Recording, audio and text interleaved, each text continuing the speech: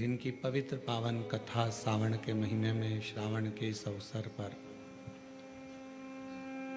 Online श्रवण कर रहे हैं आप और हम। शिव की बड़ी कृपा करुणा उदारता है। सावन का पवित्र महीना चल रहा है और उस पवित्र महीने में अपने अपने निज घरों में बैठकर, भवन में बैठकर, दुकानों पर, घरों में, ऑफिस में इस पवित्र कथा को श्रवण कर रहे हैं। भगवान देवाधिदेव महादेव से एक रिश्ता जोड़ने का प्रयास करिए।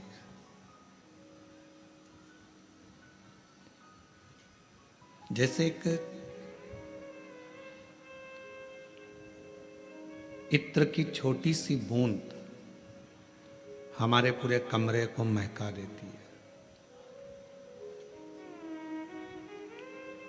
एक छोटी सी केसर की पत्ती,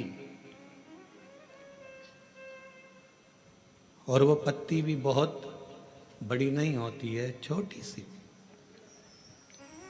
एक छोटी सी केसर की पत्ती एक भगोनी दूध को पूरा केसरिया कर देती है, उसका कलर चेंज कर देती है।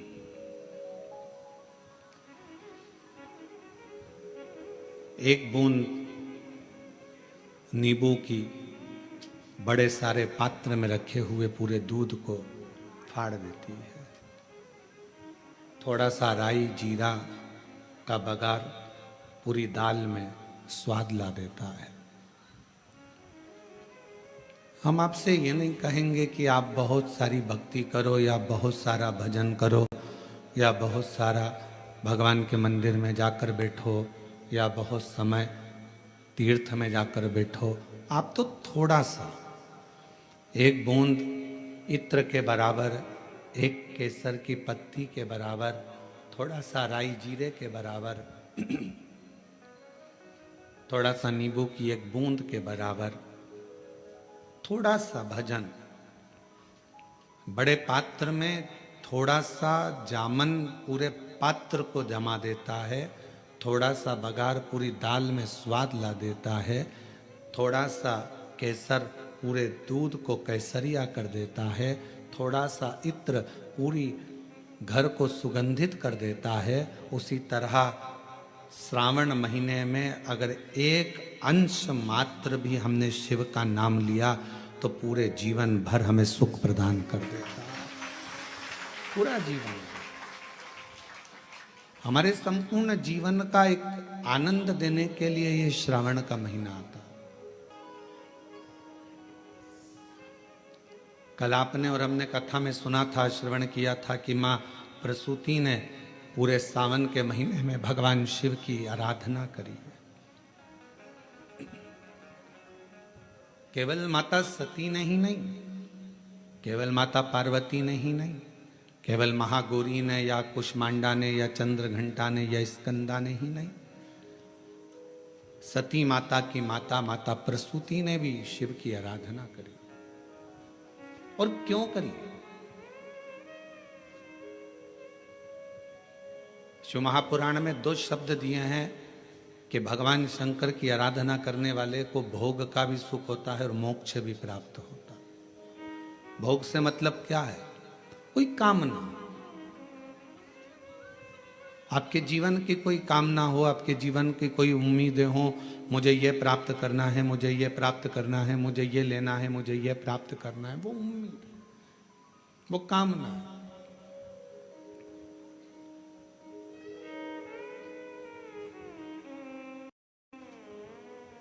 कोई वस्तु की चाह है, कुछ प्राप्त नहीं हो रहा, बहुत परिश्रम कर लिया तो भी नहीं प्राप्त हुआ, तब हमने शिव की आराधना करना प्रारंभ करी। शिव की आराधना, ये किसी पुराण में ये नहीं लिखा कि भगवान की आराधना भोग और मोक्ष के लिए करो, पर शिव महापुराण का यदि आप अध्ययन करेंगे, शिव महापुराण को यदि आप पढ़ेंगे तो उसमें लिखा है कि शिव की आराधना भोग और मोक्ष दोनों के कारणों से होती है। कुछ पाना है, अगर आपने भगवान शंकर की अविरल भक्ति को धारण किया है तो शिव जरूर देंगे। मोक्ष की कामना है, शरीर छोड़ना है, और ये कामना है कि मैंने जिंदगी में कोई श्रेष्ठ कर्म नहीं किया, तो शिव की आराधना है, शंकर की आराधना। और शिव की आराधना में मन को लगा लेना या शिव की आराधना में शरीर को लगा लेना, चित्त को लगा लेना, ये आपके और हमारे बस की बात नहीं होती।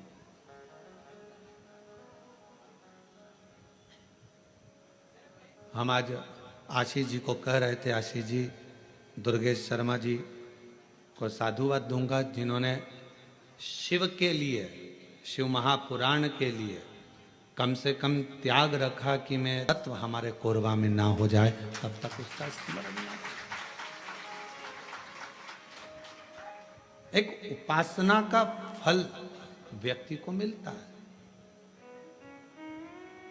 एक साधना का फल व्यक्ति के जीवन में आता है। आप किसके लिए परित्याग कर रहे हो, आप किसके लिए छोड़ रहे हो, ये आपके ऊपर निर्भर करता है। कथा के यजमान पद ग्रहण करे हैं अग्रवाल जी हैं, भरत जी हैं, शैलेश जी हैं, राजेंद्र जी हैं, ये सब लोग हैं, साहू परिवार है। इन सब से पूछें कोई पूर्व जन्म का कोई अच्छा कर्म इनकी जिंदगी में हुआ होगा, कोई पूर्वजों की कृपा इनके जीवन में हुई होगी, तो इनको यजमान पद ग्रहण करने का सौभाग्य प्राप्त हुआ, सौभाग्य मिला।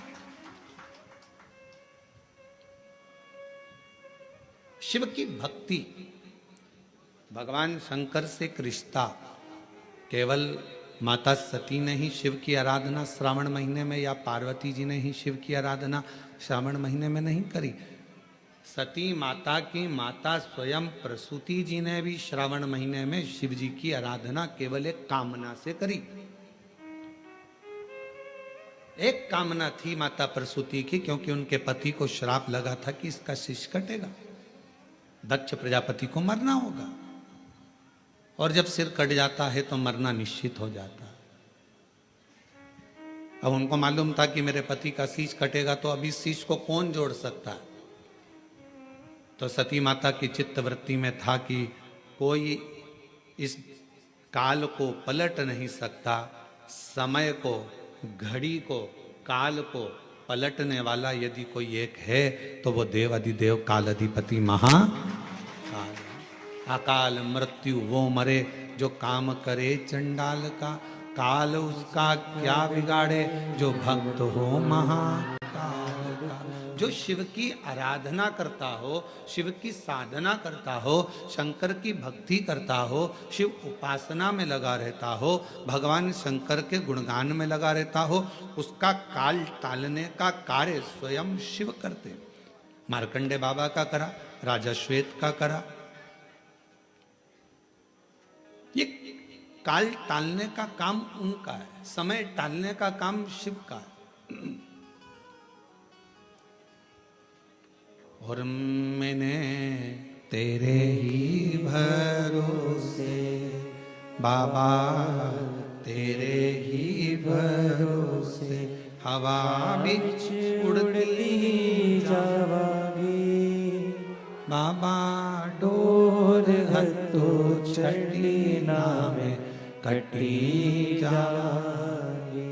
भोले मैं तेरी पतंग, शंभू मैं तेरी पतंग, हवा बिच उड़ती जावागी, बाबा डोर हत्तो छड़ी नामे कटी जावागी। भोले मैं तेरी पतंग। एक बात स्मरण में रहे, पैसा आपको वसीयत में मिल सकता है, गाड़ी आपको वसीयत में मिल सकती है, बंगला आपको वसीयत में मिल सकता है, गाड़ी मिल जाएगी, गोल्ड मिल जाएगा, सास का जीवन मिल जाएगा, प्लॉट मिल जाएगा, जमीन मिल जाएगी, खेती मिल जाएगी, बंगला, गाड़ी, ये सब पूर्वजों से मिल सकता है, सब कुछ आपको प्राप्त हो सकता है। पर इज्जत बसियत में नहीं मिलती है, सम्मान बसियत में नहीं मिलता है, आदर बसियत में नहीं मिलता है। गाड़ी बसियत में मिल जाएगी, बंगला बसियत में मिल जाएगा, प्रॉपर्टी मिल जाएगी, सोना चांदी हीरा पन्ना मिल जाएगा, सब पूर्वजों का मिल जाएगा, बसियत में मिल जाएगा, पर इज्जत सम्मान आदर ये बसियत में नहीं मिलता। ये व्यक्ति को खुद अच्छा कर्म कर कर इज्जत बनाना पड़ती है, व्यक्ति को खुद अच्छा कर्म कर कर ये अपने लिए स्वयं निर्माण करना पड़ता है। इसको कोई देगा नहीं, इसको अपना बनाना है। मेरे शंकर भगवान के पास में सोने का महल नहीं है, मेरे शंकर भगवान के पास में हीरे पन्ने के जेवर नहीं है, मेरे शंकर भगवान के पास में बहुत सारा अंबर पीतांबर नहीं है। बस मेरे शंकर भगवान के पास तो एक ही चीज है, क्या? तो कहा जिसने विश्वास किया, जिसने मुझ पर भरोसा किया, जिसने मुझ पर विश्वास किया, जिसने मुझ पर दृढ़ता रखी, बस उसी को मैंने सर्वस्व प्रदान कर दिया, उसको मैंने सर्वस्व दे दिया। जिसने विश्वास किया उसको विश्वास के बल पर सब कुछ दे दिया। शंकर भगवान के पास में बंगला नहीं है, गाड़ी नहीं है, भगवान शंकर के पास में अंबर पीतांबर नहीं है, भगवान शंकर के पास में हीरा पन्ना सोना चांदी कुछ भी नहीं है। शिव जी के पास में तो केवल विश्वास है, भरोसा है। और याद रखना, जिसका विश्वास जिसका भरोसा दृढ़ होता चले जाता है, उसके जीवन में कोई कमी नहीं आती, फिर उसका भंडार भोलेनाथ खुद भरता चले जाता है, फिर उसको भरने में दिक्कत नहीं आती है। विश्वास के बल पर ही सब कुछ है, विश्वास के बल पर ही सर्वस्व है। शिव जी से एक रिश्ता जोड़ो, एक रिश्ता एक रास्ता, इन दोनों पर थोड़ा ध्यान देना जरूरी है। जम के बोलो, क्या क्या? आवाज नहीं आई, फिर से बोलो। रिश्ता और रास्ता। रास्ते पर भी ध्यान देना जरूरी है और रिश्ते पर भी ध्यान देना जरूरी है। रिश्ते पर ध्यान नहीं दोगे तो रिश्ता छूट जाएगा, और आगे आप लोग बोलो, रास्ते पर ध्यान नहीं दोगे तो रास्ता छूट जाएगा, मार्ग भटक जाओगे। चल रहे थे इधर, रास्ते पर ध्यान नहीं दिया, एकदम निगाह हटी और दुर्घटना घटी। बस जा रहे थे, जाते जाते एकदम रास्ता बदल गया, ध्यान में नहीं है। जाना था डोंगरगढ़ और पहुंच गए डोंगर गांव। अब दोनों एक ही है, राजनांदगांव में ही है। अभी डोंगर गांव में तो राघव जी की कथा भी है, 1 बजे से 4 बजे तक डोंगर गांव 17 तारीख से चालू हो रही है। जो डोंगर गांव के आसपास के हैं वो वहाँ जरूर कथा श्रवण करने के लिए जाए। तो डोंगरगढ़ और डोंगर, आप रास्ता से अगर भटके तो डोंगरगढ़ जा रहे थे और पहुंच जाओगे डोंगर गांव, कोई भरोसा? हमारे साथ हुआ है। आते आते कोरबा में, हमने पहले दिन बताया था, कोरबा में आ रहे थे, आते आते आते आते रास्ता भटक गए। और भटके भी तो क्या भटके, भुट्टे के भजिए मिल गए, उसमें क्या दिक्कत? अभी अभी शर्मा जी तिलक करवाने आए थे, तो वो तिलक करवा रहे थे, और उनके तिलक के बाद में उनकी धर्म पत्नी गई थी वहाँ, और इतने में आ गई जी हमारी दूसरी जीजी, और दूसरी जीजी आई तो तिलक करवा के चली गई। तो शर्मा जी बोले, ये मेरी नहीं है, ये मेरी नहीं है। अब हमको हंसी तो खूब आई, खूब हंसी आई इस बात के लिए कि ये मेरी नहीं है गुरुजी।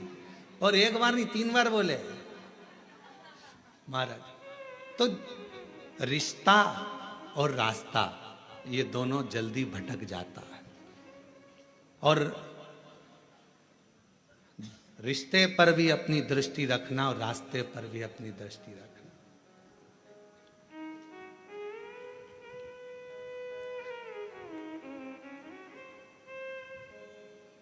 दूर नगरी, बड़ी दूर नगरी, दूर नगरी, बड़ी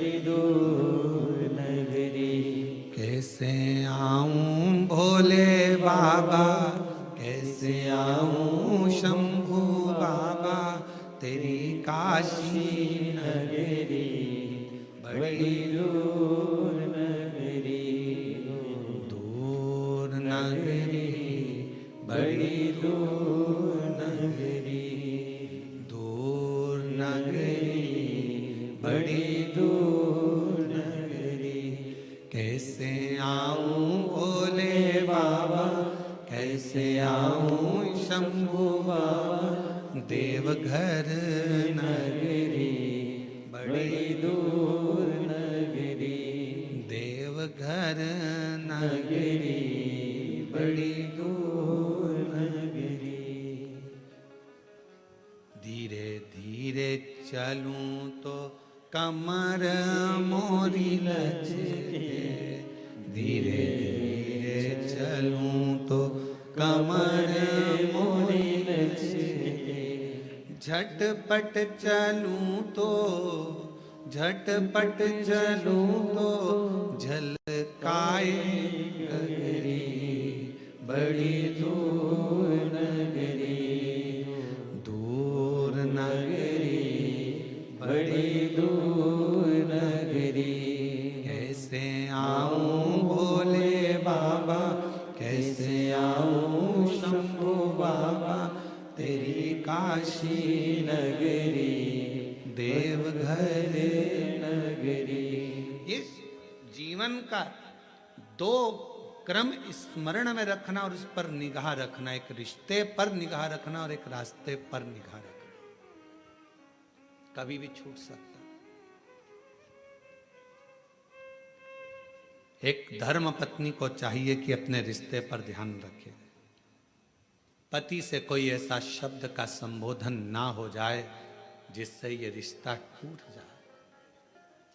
पति को चाहिए कि अपनी धर्म पत्नी से रिश्ते पर ध्यान रखना, रिश्ते पर निगाह रखना, ऐसा संबोधन ना हो जाए कि रिश्ता टूट जाए।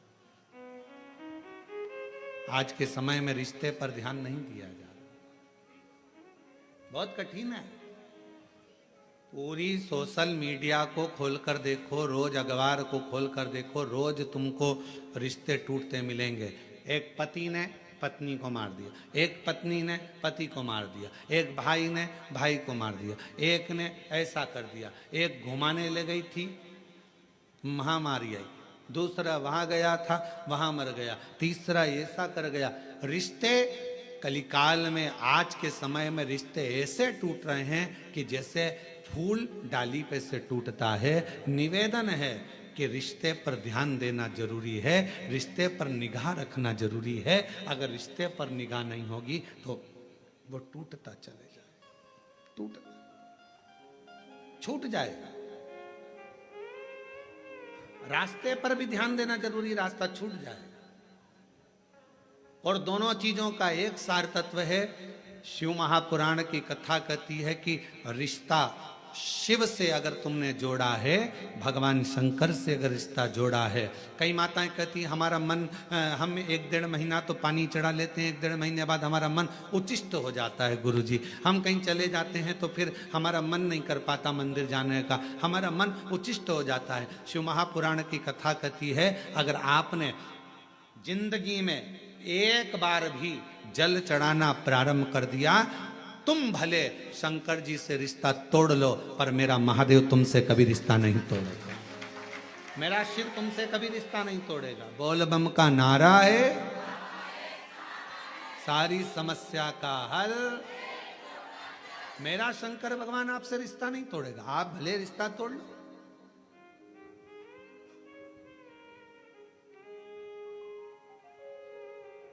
सारनाथ महादेव, सारनाथ महादेव, आप में से कोई गया है काशी में? सारनाथ महादेव का दर्शन किया आप लोगों ने? काशी में सारनाथ महादेव हैं। पीछे वाले हाथ उठाए हैं, ये लोग होकर आए हैं, माता जी भी होकर आए, इधर से भी कई लोग उठाए। काशी में सारनाथ होकर आए हैं, माता जी भी होकर आए, इधर से भी कई लोग उठाए। काशी में सारनाथ महादेव, और जो दर्शन कर कर आए हैं उनके चरणों को हमारी तरफ से नमन है, प्रणाम। काशी में जितने भी शिव भक्त कावड़ चढ़ाने के लिए काशी में विश्वनाथ जी के यहाँ जाते हैं वो सारनाथ जरूर जाते हैं।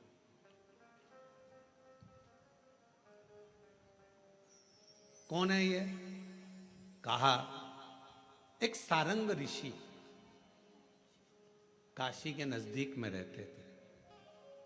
भ्रमण किया करते थे, काशी के आसपास का घुमा करते थे। एक दिन सारंग ऋषि के मन में भगवान विश्वनाथ जी को दर्शन करने का भाव प्रकट हो गया।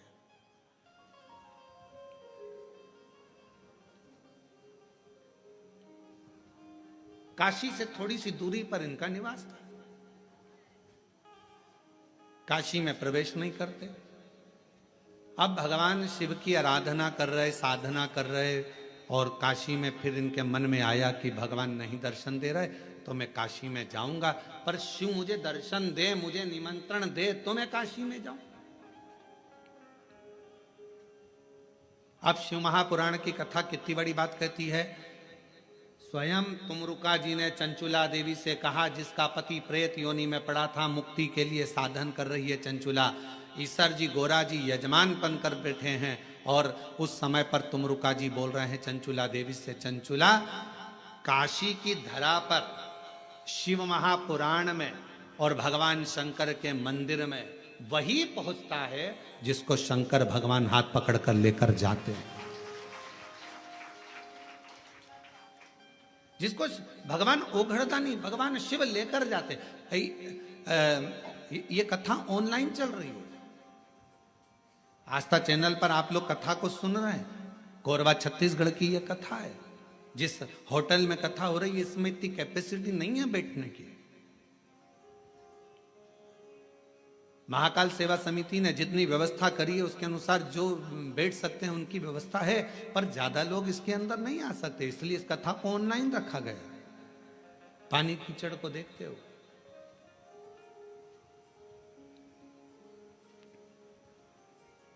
और इतना कंट्रोल होने के बाद, संयम होने के बाद भी यदि आप मान लो कहीं तुमको अंदर जाने का मौका मिल गया और तुम हॉल में पहुंच भी गए, पंडाल में पहुंच भी गए, तो तुम सबसे पहला धन्यवाद शंकर भगवान का देना कि तुम्हारा हाथ पकड़कर यहां तक लेकर।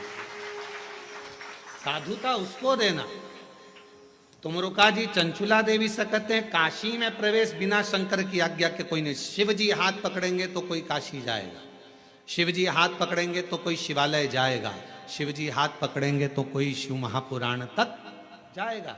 चंचुला देवी तू तो भटक रही थी, तेरा पति तो प्रेत योनि में पड़ गया, क्योंकि ब्राह्मण होने के बाद भी उसने अच्छा कर्म नहीं करा था, चोरी का धन लेकर जा रहा था, दीवार कूद रहा था, कूदने पर उसको मालूम नहीं पड़ा कि नीचे जल भरा हुआ है, जल में डूबकर तेरा पति मर गया। और शास्त्र कहता है पानी में डूबकर मरे हुए व्यक्ति को मोक्ष नहीं मिलता, इसलिए तेरे पति को मुक्ति नहीं मिली।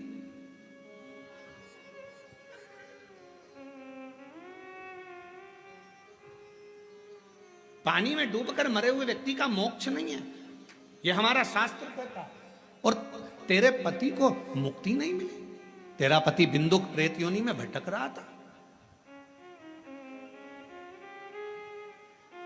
ये कई लोग प्लानिंग बनाते हैं ना, कई माताएं कहती हैं मैं तो कुएं में डूब के मर जाऊं तो अच्छा।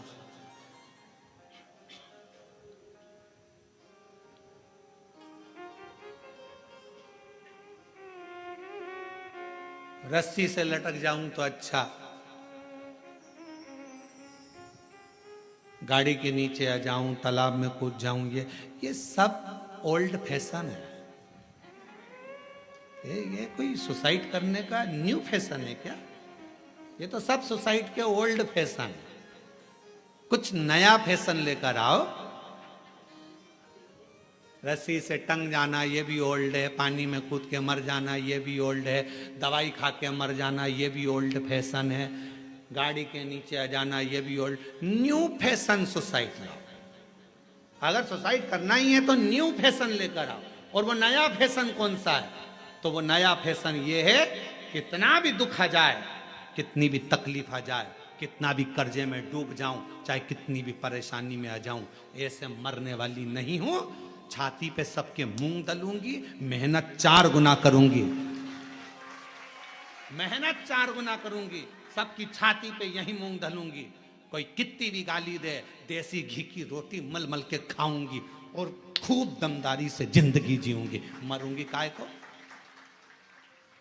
रस्सी पे टंग जाना, 2 मिनट में मर जाओ, फिर अगला जन्म, फिर वो बकरी बनो, बिच्छू बनो, इल्ली बनो, छिपकली बनो, कीड़ा बनो। और अभी बारिश में देखना नई नई डिजाइन के कीड़े बन रहे हैं, जो सुसाइड कर कर मरते हैं वो सब यही बनते हैं। ऐसी नई नई जिंदगी, नया नया जीवन, और फिर आखिरी में मरते मरते मरते मरते पानी में, फिर हवा में, फिर वायु में, फिर खोपड़िया में, फिर जुआ बनना, इल्ली बनना, ये सब ये जितने सुसाइड, इसीलिए निवेदन है सुसाइड का प्लानिंग नहीं करना कभी भी जिंदगी में। कितना भी गम आ जाए, कितना भी दुख आ जाए, कितनी भी तकलीफ आ जाए, कितना भी कर्जा बढ़ जाए, कोई कितना भी प्रेशर दे दे, माइंड में कितना भी प्रेशर बढ़ जाए, फिर भी सुसाइड करने का प्लानिंग नहीं करना। प्लानिंग ये करना, कर्जा अपन ने लिया है, तकलीफ अपनी है, अपन निपटेंगे, खूब दमदारी से मेहनत करेंगे। जिनने बोला है, जिनके मुंह चल रहे हैं, उनके मुख बंद कर देंगे, इतनी मेहनत कर कर आगे निकलेंगे, तब दमदारी है। अब मालूम पड़े तकलीफ, depression depression depression depression, tension tension tension, मर जा।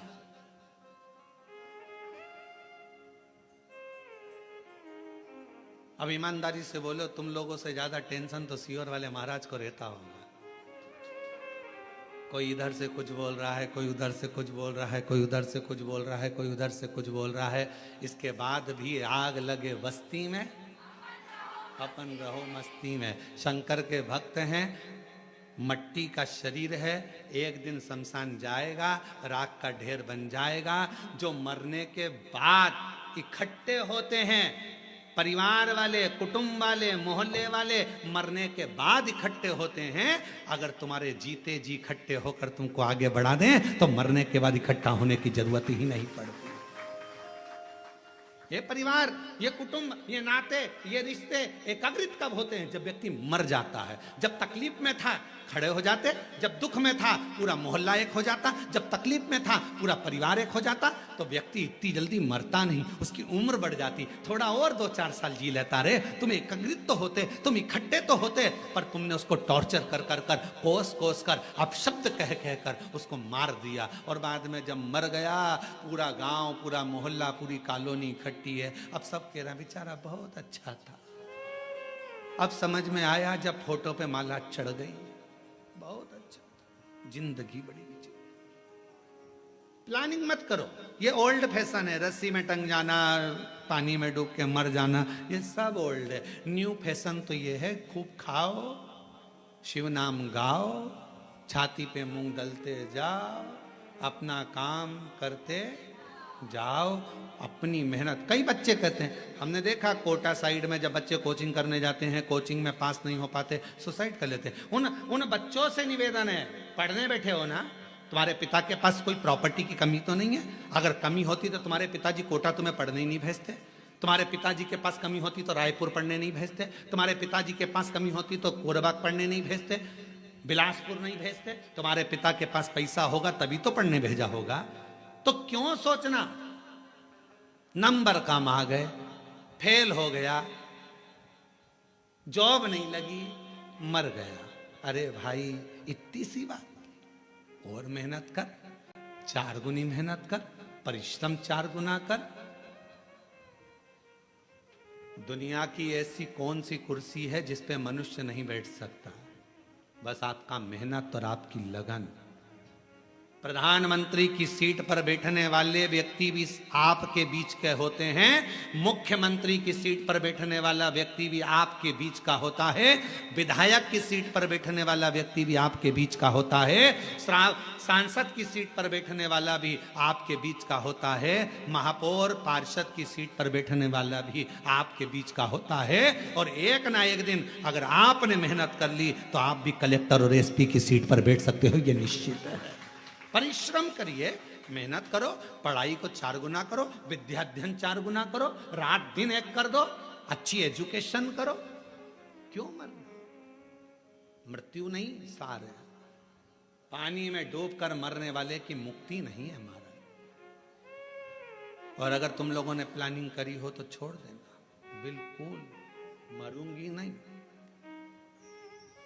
सियोर वाला महाराज बोलता है मेहनत करना है, परिश्रम करना है। ये ओल्ड फैशन में नहीं जीऊंगी कि कोई ने दुख दिया और मर जाऊं। इतनी जल्दी मरने वाली नहीं हो, इतनी जल्दी। हम तो बाबा के भरोसे। प्रेत की योनि में क्यों पड़ा? क्योंकि वो पानी में डूबकर मरा, पानी में डूब है। चंचुला, तुम्हारा पति कहां पानी में डूबकर मरा? तेरे गांव में।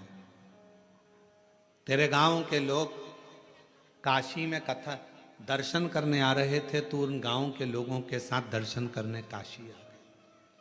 चंचुला, तुझे नहीं मालूम, तू पहली बार काशी आई और तेरा मन शंकर में नहीं था, तो काशी में साड़ियां खरीदने आई थी, वस्त्र खरीदने आई थी कि यहाँ कुछ सामान अच्छा मिलेगा तो मैं खरीद। आज भी बनारस की साड़ियां बड़ी प्रसिद्ध हैं। तू तो वस्त्र लेने, आभूषण लेने आई थी, तू काशी में दर्शन करने नहीं आई थी। पर तेरा मन स्नान करने के बाद गंगा का बदल गया और तेरा चित्त विश्वनाथ की कथा में लग गया। एक क्षण की कथा तेरे कानों में पड़ गई। कहां कथा हो रही थी तुझको नहीं मालूम? चंचुला, चंचुला तो गंगा नहाकर घाट पर खड़ी थी और कहीं आवाज आ रही थी भगवान शंकर की, शिव महापुराण कथा की। उस आवाज को चंचुला ने सुन लिया। सुनते सुनती चंचुला धीरे धीरे आगे बढ़ी। घाट पर चढ़ते चढ़ते चंचुला का पांव फिसल गया, सिर में चोट लगी, चंचुला के प्राण छूट गए और चंचुला मां पार्वती जी की सहेली कैलाश में बन गई।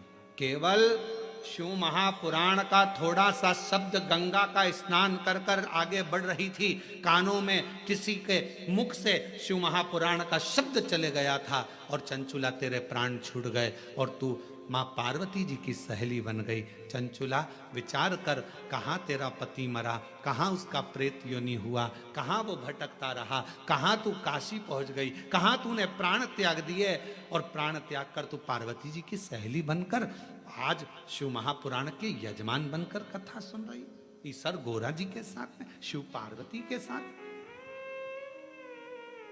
कौन लाया? और मेरे तेरे ही भरोसे हम उसके आश्रित हो गए, हम उसके भरोसे हो गए। उसने हमारा हाथ पकड़ लिया। चंचुला, विचार करना, स्वयं तुमरुका जी कह रहे हैं, एक शिव महापुराण की कथा, दूसरी काशी नगरिया और तीसरी शिवालय, भगवान शंकर का मंदिर। जब तक शिव ना चाहे तब तक कोई शंकर के मंदिर नहीं जा सकता। शिव हाथ पकड़ कर लेकर जाते हैं। आज पूरे भारत में, पूरे विश्व में लोग शंकर के मंदिर में एक लोटा जल चढ़ाने के लिए बच्चा बच्चा, बूढ़ा व्यक्ति, जवान व्यक्ति, सब शंकर के मंदिर में अगर एक लोटा जल चढ़ाने जा रहे हैं तो जितने जल चढ़ाने वाले शिव भक्त हैं उनको मैं नमन कर कर कहता हूं कि आप बड़े किस्मत वाले हैं जो आपका हाथ शंकर जी ने पकड़ रखा है और मंदिर तक लेकर जा रहे हैं, शिवालय तक लेकर जा रहे हैं, शंकर की चौखट तक लेकर जा रहे हैं, भगवान अपने धाम तक लेकर जा रहे हैं। ये आपके ऊपर करुणा है, आपका रिश्ता पक्का है, संबंध पक्का है। और नाता एक भोले जी से दूजा नाता तोड़ दे, रिश्ता एक शंभू जी से दूजा रिश्ता तोड़ दे। साधु संगे राम रंग शिव रंग रंगिए, जाई विधि राखे शंभू ताई विधि रंगिए। जैसा मेरा शंकर राखे उस हिसाब से रहने का प्रयास करो।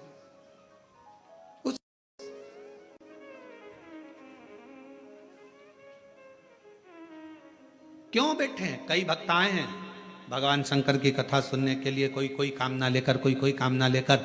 स्वयं तुमरुका जी ने चंचुला जी से कहा, चंचुला देवी, जब शिव महापुराण की साक्षी में, शंकर भगवान की कथा के पंडाल में, शंकर भगवान की साक्षी में जितने लोग ऑनलाइन कथा सुन रहे हैं, टीवी मोबाइल आदिक आदिक पर, वो सबकी साक्षी आप शिव महापुराण की साक्षी में अगर शिव पुराण की कथा को श्रवण कर रहे हो, भले टीवी पर बैठ सुन रहे हो, चाहे मोबाइल पर सुन रहे हो, पर हृदय लगाकर अगर कथा को सुन रहे हो, तो मेरा भोलेनाथ तुम्हारी झोली जरूर भरेगा और तुम्हारी किस्मत को जरूर चमकाएगा। ये निश्चित है।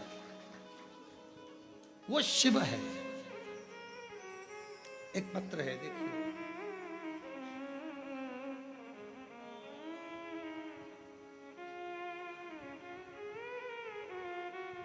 चित्ररेखा नामदेव, पति श्री रविशंकर नामदेव, पत्थरी पारा, कोरवा। जरा सी हम पर कर दो, तेरी कृपा का क्या है भरोसा, कब किस पर हो जाए। जरा सी हम पर कर दो, जरा सी हम पर कर दो। जिस पर भी हो गई तेरी कृपा करुणा, वो भव पार हुआ, भव पार हुआ। जिस पर भी हो गई तेरी कृपा करुणा, वो भव पार हुआ, भव पार हुआ। पापी हो चाहे जितना, उसका भी बाबा उद्धार हुआ, उद्धार हुआ। गिद्ध अजामिल गणिका जैसे तेरे मन को भाई। जरा सी हम पर कर दो, जरा सी हम पर कर दो। तेरी कृपा का क्या है भरोसा, कब किस पर हो जाए। जरा सी हम पर कर दो, जरा सी हम पर कर आप उससे प्रार्थना करो, विश्वास की प्रबलता रखो।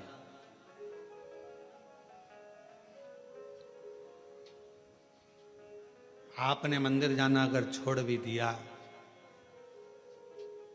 शिव को छोड़ भी दिया, तो भी मेरा शंकर आपको नहीं छोड़ता है, कभी नहीं छोड़ता। मेरा शिव है, छोड़ता ही नहीं, वो नहीं छोड़ता।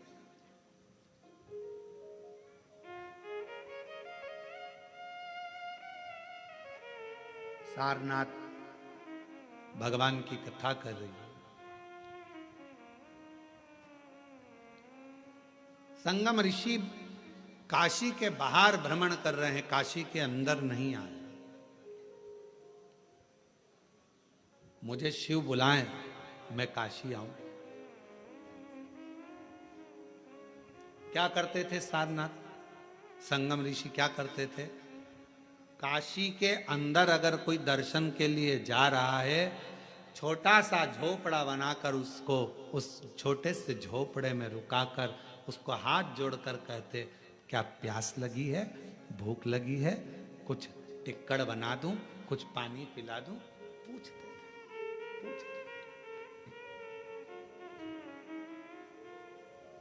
कभी मौका लग जाए, बाबा यदि आपके भंडार को खूब भर दे और तुम्हारी झोलियां अगर मेरा शंकर भगवान खूब खुशियों से भर दे, तो प्रयास करना कि तुम्हारे नगर में, तुम्हारी कॉलोनी में, तुम्हारे क्षेत्र में, तुम्हारे गांव में कहीं शिव महापुराण की कथा हो रही हो और वहां शिव भक्त अगर आए हों, तो अगर भगवान तुम्हें भंडार भर कर दे दे, तो एक बार वहां के आए हुए शिव भक्तों को पानी पिलाकर, कुछ खिलाकर मुंह जरूर झूठा कराना। उसका फल,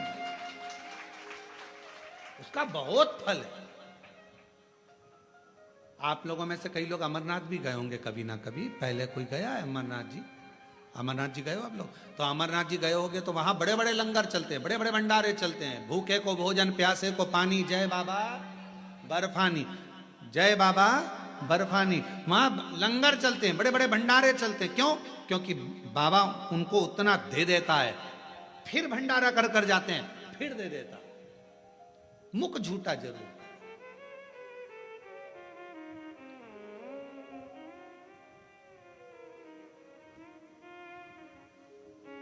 कितना सुंदर प्रसंग है भगवान के विवाह का।